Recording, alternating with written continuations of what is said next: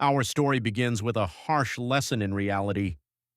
The Demon King is currently experiencing a sword through the chest, and his reaction isn't fear, it's academic confusion. He stares at the generic party of heroes and cannot comprehend how his invincible black flames failed. Even with a perforated lung, he's running the numbers in his head, screaming, "How?" Because according to his calculations, he should be winning. The problem is, he's a nerd. He graduated summa cum laude from the Demon Academy. He didn't rely on instinct. He memorized the Demon King's standards, a textbook written by the first emperor. He followed the manual perfectly, build a spooky tower, kidnap a princess, and wait. He even spared the heroes intentionally. He treated them like livestock, letting them grind XP on his minions so they would be tastier to eat later. He absorbed the world's despair and became the strongest Demon King, or so he thought. Back in the present, he demands to know how he lost. The hero looks down at him with pure boredom and says, "You Demon Kings always say the same thing." He mocks the villain for leaving obvious clues and playing by the rules, asking if he's stupid. The hero points out the obvious. Why didn't you just kill the king? The Demon King is baffled. If he killed the king, the humans would fight each other instead of him, which ruins his energy farming efficiency. He was trying to be a sustainable villain, but the heroes didn't care about his ecosystem. To them, his tower was just a convenient gym with zone difficulty levels. The Demon King realizes that by being careful not to kill them too early, he basically ran a safe training camp for his own executioners. Standing over the corpse, the hero reveals the dark truth. They don't want peace. They want a content refresh. They kill the Demon King so the system will spawn a new one.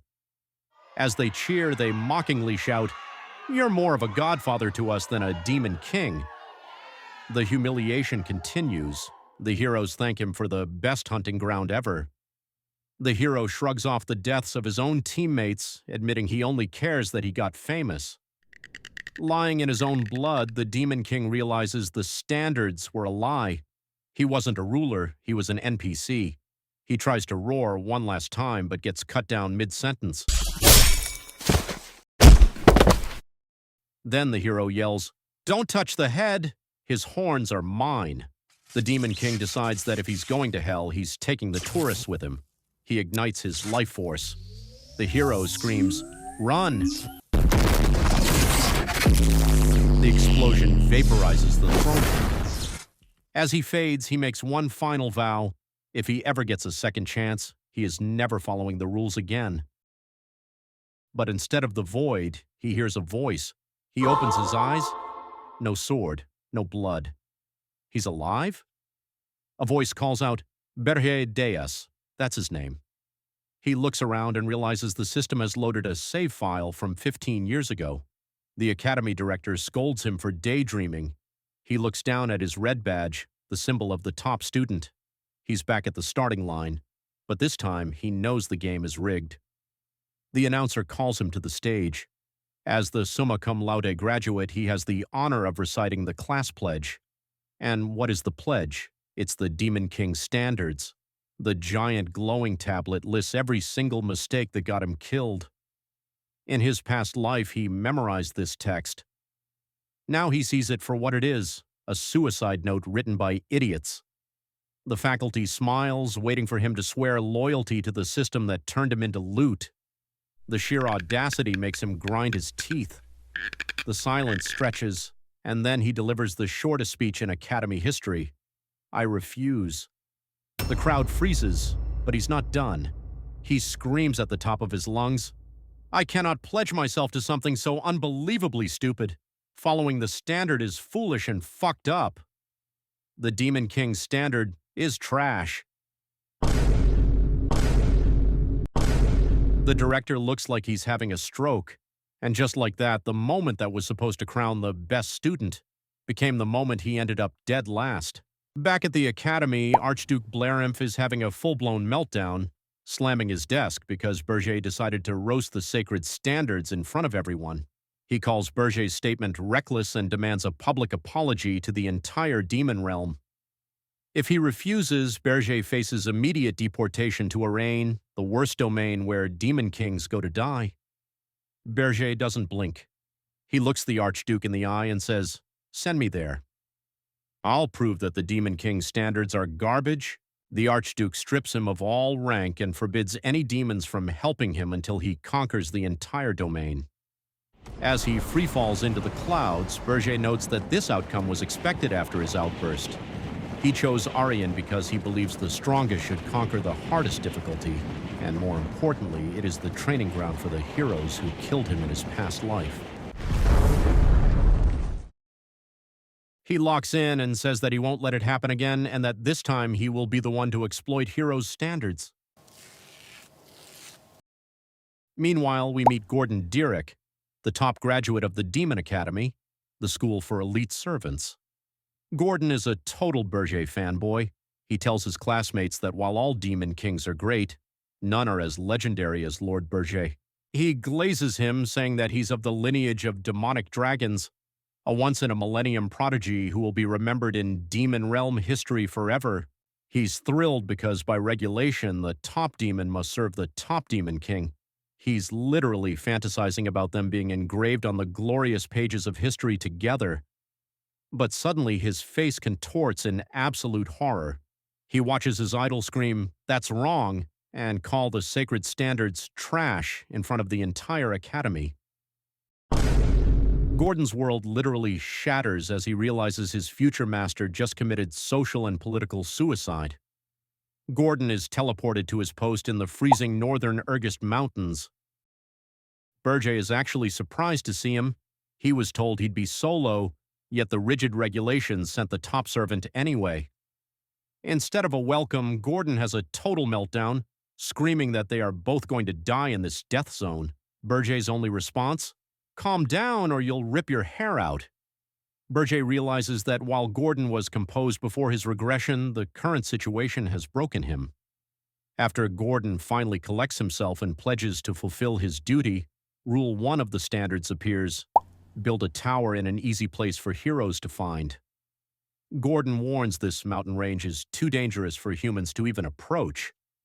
Berje ignores him and stabs the ground, declaring, "No, I'm building it right here." Using the tower seed, Berje feeds it his blood.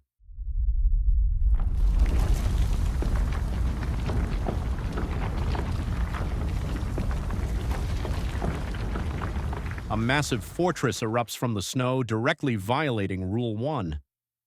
Berje reveals the cold truth about their destination. Aryan is swarming with heroes. After countless tower destructions, humans realized the Demon King's standards were actually a weakness that could be used against them. In this land, the old rules don't protect the Demon King, they serve the heroes. Inside, the tower is revealed to be a cold, empty hall with no perks or privileges. Gordon insists they must follow rule number 2. The Demon King must kidnap a prince or princess, preferably close to the throne, to yield demonic energy. He suggests the nearby kingdom of Korzen, advising Berje to take the princess with the highest succession rank to maximize energy. Berje agrees to the plan but rejects the target, leaving Gordon confused. Berje already has a specific princess in mind and orders Gordon to guard the empty tower. Gordon is briefly relieved, thinking his master is finally acting like a top demon king again. That relief vanishes when Berje heads to the kingdom of Hilderon, the southernmost nation farthest from their tower. Berje specifies his target, the one with the least presence, the 13th princess. Appearing at her balcony in his demonic form, he declares, "I've come to take you, princess." She asks, "Who are you?" Berje officially introduces himself to the 13th princess as her kidnapper. She chuckles at him. "Are you sure you can handle me?" Offended that a princess is questioning his demonic street cred, Berje doubles down and she just casually offers her hand like they're going for a moonlit stroll. She claims she's been waiting for this since birth, but Berje is convinced she's playing 4D chess to lower his guard. She assures him that she is not plotting anything. How is she supposed to set up a trap? Foreknowing that today a demon king might come, she has a point. But Berje wonders, what is this uncomfortable feeling? She hands her hand to him and Berje hauls her back to the frozen Urgist Mountains. Since she didn't put up a fight, he grants her leniency by dumping her in a corner of the fourth floor instead of the dungeon. The princess looks around her new home, which is literally a cold, empty stone room with zero blankets or pillows, and her verdict is a terrifyingly cheerful, not so bad. Gordon presents an invitation to the Tower of Beasts, but Berje isn't buying it. He knows exactly what this is. A pathetic attempt by the senior Demon Kings to haze the new guy and throw their weight around. Berje reflects on the toxic nature of their kind. Demon Kings are usually too proud and ego-driven to ever hold hands. However, Arian is such a brutal hard-mode zone that even these narcissists were forced to start cooperating just to survive. Despite thinking they're all weak-minded for grouping up, Berje decides to play along for some light exchanges, mostly because ignoring them completely might be more trouble than it's worth.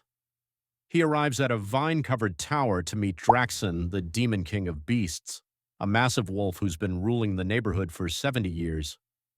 Draxon is doing his best scary boss impression, calling Berje's reputation unimpressive and revealing he's essentially a spy for Archduke Arcane. Things go south when Berje calls the Archduke a noisy old vampire geezer. Draxon, offended on behalf of his boss, tries to force Berje to lick meat he just spat on as a pardon for insulting the Archduke. Draxon thinks Berje is only acting out because he mocked the orthodox way of Demon Kings. Well, according to that orthodox, Demon Kings cannot kill each other. However,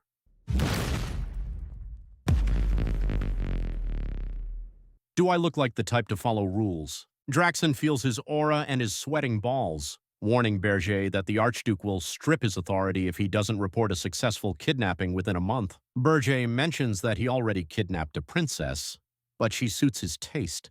Back at the tower, Gordon is glazing Berje for putting on an excellent display of Demon King majesty in front of the competition. Berje dismisses the ego-stroking. He sends Gordon to check on the 13th princess. He realizes that if every local Demon King shares Draxon's attitude, things are going to get troublesome very fast. Alone, Berje reflects on the weight of his choices. Mocking the orthodox way is bringing more heat than he expected, but his resolve is absolute. He would rather die than bow his head to the trash standards of this realm. He's rebuilding his foundation from scratch to avoid his past death, so he pulls up his energy status. He expects a measly few hundred demonic energy points, 13,219 points. He stares at the 5-digit number in a cold sweat, repeatedly asking himself, why do I have so many points?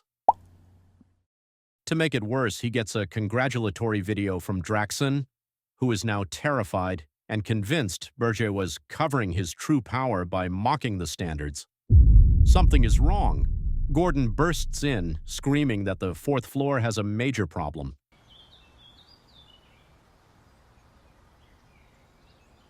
Berje arrives to find his cold stone tower transformed into a spirit-filled paradise. He realizes only one spiritist on the entire continent is capable of creating a functional ecosystem inside a magic tower, and it's not a 13th-ranked nobody. The nobody princess smiles and introduces herself, Ernan Hildurin, the first princess. In the kingdom of Hildurin, the king is calling for a literal crusade, gathering the strongest heroes and the entire military to behead the foolish Demon King. Ernan, with a playful smirk, reminds him of her earlier warning, "That's why I asked, if you can handle me." Berje is having an existential crisis trying to figure out how his mana detection missed a mage of this caliber. Ernan explains that it's all thanks to her ring, a Hildurin royal heirloom that completely masks the wearer's mana levels. The princess asks him if he still plans to send her back now that he knows her true identity, but Berje realizes he is in a corner. If he sends her home now, he'll be mocked as a coward, making it impossible to intimidate other kingdoms or collect demonic energy in the future. He decides to stick this one through, and the system immediately flares with a red alert. Rage targeted toward the Demon King, Berje Deias, detected.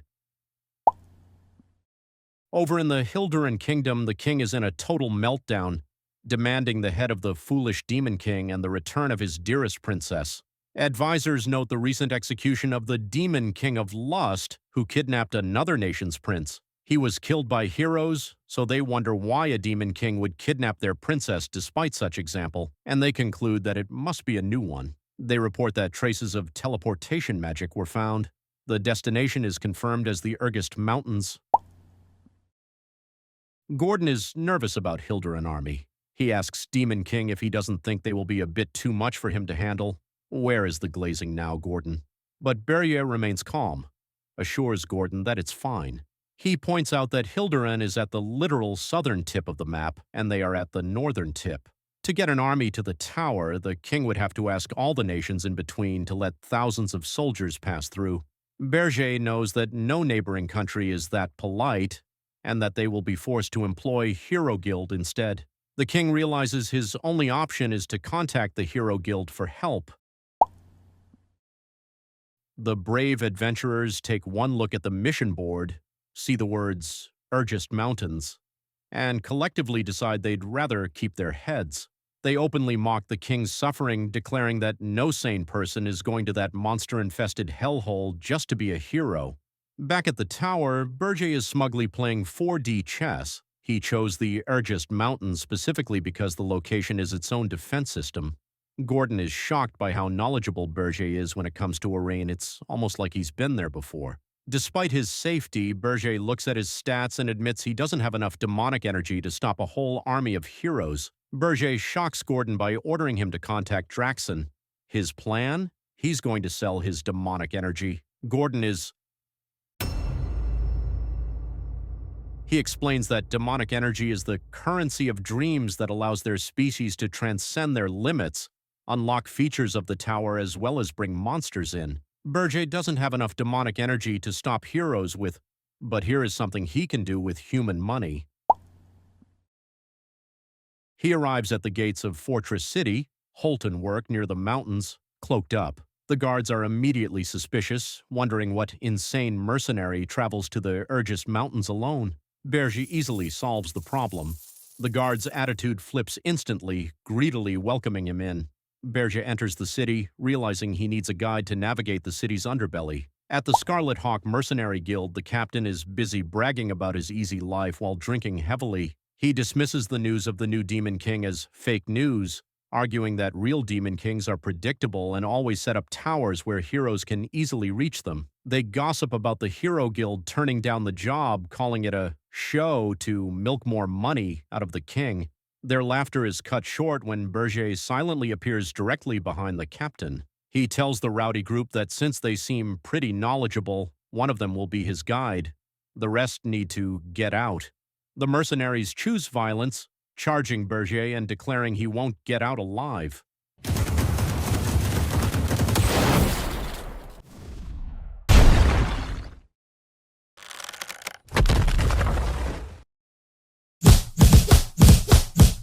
Outside, the locals hear the screaming but ignore it, assuming it's just another typical mercenary brawl.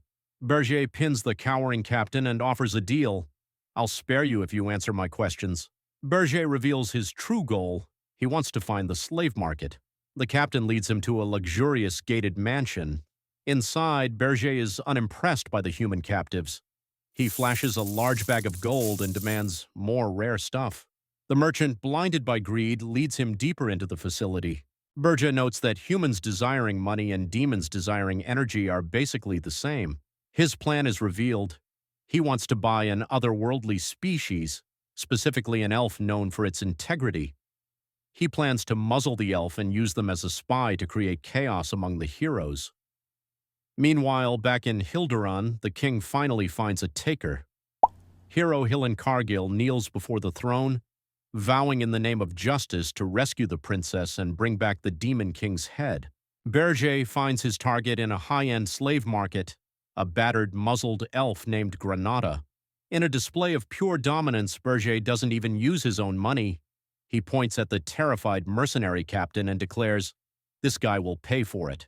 When the captain attempts to object, Berje kindly asks, "Do you object?" forcing the man to pay the high price out of sheer fear.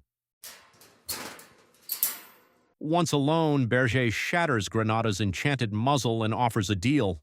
50 years of loyalty in exchange for a chance at revenge against the humans who enslaved him. Granada, however, is a skeptic. How is he supposed to trust him if his kind is trying to destroy the world tree that elves serve? Berje vows on Great Demon King's standard to not lay a hand on the world tree. In return, he wants to Granada to vow on the world tree to pledge allegiance to Berje for 50 years. Granada will make his vow once he sees the Demon King that sent Berje here. Berje reveals that he is the Demon King.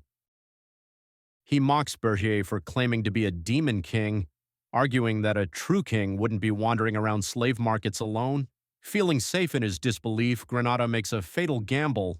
If Berje is telling the truth, he'll serve for 100 years instead of 50. Berje doesn't say a word. He simply teleports them both directly to the fifth-floor throne room. The look on Granada's face as he realizes he just signed away a century of his life to a scammer is the highlight of Berje's day.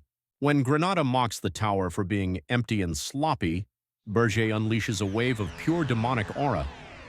He reminds Granada that the disaster-level monsters of the mountain didn't attack them because they were terrified of Berje. Granada vows his loyalty. He expects to be a master assassin, but Berje hands him an apron and tells him to start chopping vegetables. His existential crisis is interrupted by the cheerful entrance of Princess Hernan. Accompanied by her elemental spirits, she approaches the master spy and casually asks if she can help him make vegetable bread. This absurdity carries over to the dinner table on the fifth floor. Unable to contain his confusion, he leans over to Berje and whispers, asking for confirmation that this girl is truly the Hilduran princess. Berje nonchalantly confirms her identity as Hernan Hilduran. This pushes Granada over the edge. He explodes in a panicked rant, shouting that Berje is insane for kidnapping a princess while the first 3 floors of the tower are completely empty and undefended. Berje tells Granada to simply sit and eat, explaining that the arrival of the heroes is exactly why he bought him. Berje takes his new subordinate to the 4th floor garden. When Granada asks if he is expected to fight heroes there, Berje clarifies that if enemies manage to reach the 4th floor, the game is already over. He reveals Granada's true role will be disrupting the human world as a spy, but first, Berje declares he needs to check the elf's skills. To motivate him, Berje offers a massive handicap. He will use only one hand and no demonic energy, and if Granada wins, his 100-year contract will be reduced by 50 years. Granada accepts the challenge and attacks with all his might. Berje notes that his movements are still fine despite being locked up. Granada absorbed the mana on 4th floor to enhance his abilities. Granada, confident that he's winning, says that he is not your average elf and that he picked a wrong opponent. But Berje locks in. He assures a terrified Granada that he is carefully controlling his strength so he doesn't accidentally kill him. The scene shifts to Horton Walk, the headquarters of the Red Hawk mercenaries. The captain welcomes Berje back with exaggerated honor, while his squad mumbles that their leader is sucking up to the man who previously beat them up. Berje provides a massive bag of gold coins as a deposit and hires the entire guild for a year. He orders the captain to include a stranger in the team who will relay Berje's orders. This man is revealed to be Granada, whose face is now heavily bandaged and swollen as a direct result of his sparring session with the Demon King. Well, they've been through the same hell. Berje privately assesses the Red Hawks as seasoned veterans who will be easy to handle for his purposes. He identifies their first mission to investigate Hill and Cargill, the hero employed by Hilduran Kingdom.